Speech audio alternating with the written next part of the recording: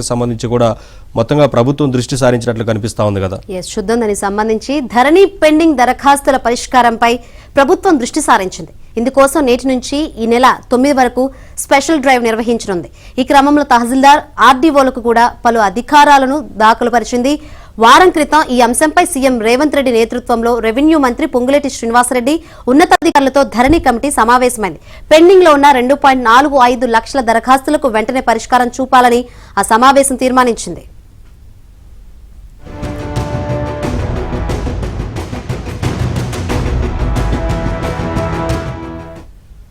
దీంతో సీసీఎల్ఏ నవీన్ మిట్టల్ నిన్న ధరణి పెండింగ్ దరఖాస్తులను పరిష్కరించేలా ఉత్తర్వులను జారీ చేశారు. ఈ నెల 9లోగా స్పెషల్ డ్రైవ్లు నిర్వహించి మండలాల వారీగా దరఖాస్తులను పరిష్కరించాలని ఆయన ఆ ఉత్తర్వుల్లో నిర్దేశించారు. ప్రతి మండలానికి 2-3 బృందాలను ఏర్పాటు చేయాలని పేర్కొన్నారు. తహసీల్దార్ కార్యాలయంలో ఏర్పాటు చేసే బృందానికి తహసీల్దార్ లేదా డిప్యూటీ తహసీల్దార్ లేదా రెవెన్యూ ఇన్స్పెక్టర్ స్థాయి అధికారులు నేతృత్వం వహించేలా చూడాలని కలెక్టర్లకు ఆదేశాలు జారీ చేశారు.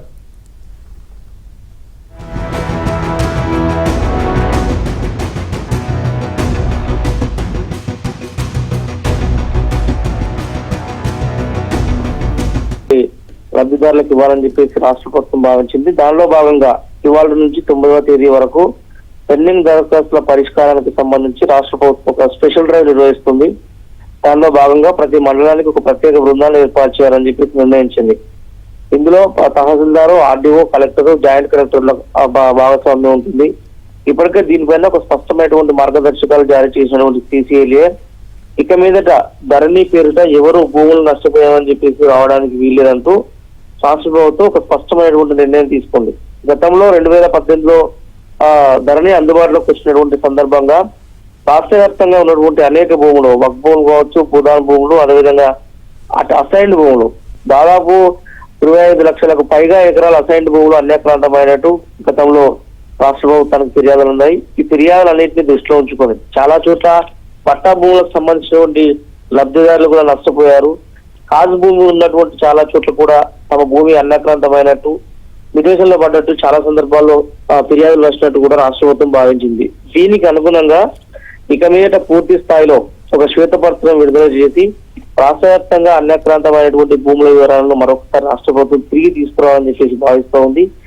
దానికి అనుగుణంగా ప్రతి మండలానికి కొన్ని ప్రత్యేక బృందాలను ఏర్పాటు చేసి నేరుగా విలేజ్ లోకి వెళ్లి భూములకు సంబంధించినటువంటి యజమానులతో మాట్లాడి వారి భూములకు సంబంధించినటువంటి వివరాలను తీసుకుని ఎక్కడైతే తమ భూమి కోల్పోయినటువంటి పరిస్థితి కనిపించిందో అక్కడే సమస్య పరిష్కారానికి శ్రీకారం చుట్టేలా రాష్ట్ర ప్రభుత్వం ఒక నిర్ణయం తీసుకుంది.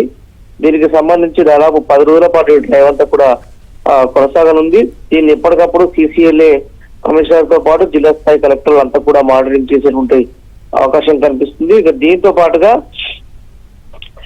స్పెషల్ డ్రైవ్ నిర్వహిస్తూనే మరొక వైపు జిల్లాల వారీగా ఉన్నటువంటి మిగులు భూములకు సంబంధించిన విషయంలో కూడా రాష్ట్ర ప్రభుత్వం కొంత ఒక కీలక నిర్ణయం తీసుకోబోతుంది. ఇప్పటి వరకు ఉన్నటువంటి భూములు పర్టికులర్ గా రంగారెడ్డి, హైదరాబాదు, బేడ్చలు, వికారాబాదు ఉమ్మడి ఈ హైదరాబాద్, రంగారెడ్డి జిల్లాల్లో ఉన్నటువంటి విలువైన మిగులు భూములను అమ్మడం ద్వారా గతంలో బీఆర్ఎస్ పార్టీ భారీగా ఆదాయాన్ని సమకూర్చుకుంది.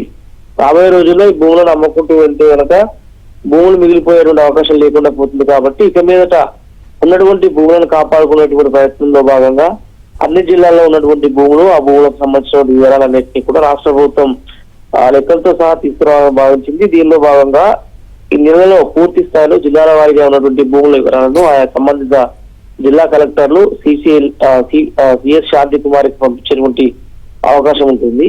సో ఓవరాల్ గా ఈ 10 రోజుల పాటు జరగబోతున్నటువంటి స్పెషల్ డ్రైవ్ లో రాష్ట్ర ప్రభుత్వం చేపట్టినటువంటి ఒక ధరణి కార్యక్రమం ముగిసిన తర్వాత దీనిపైన శ్వేతపత్రం విడుదల చేసేటువంటి అవకాశం ఉంటుంది. Right, thank you Rajesh.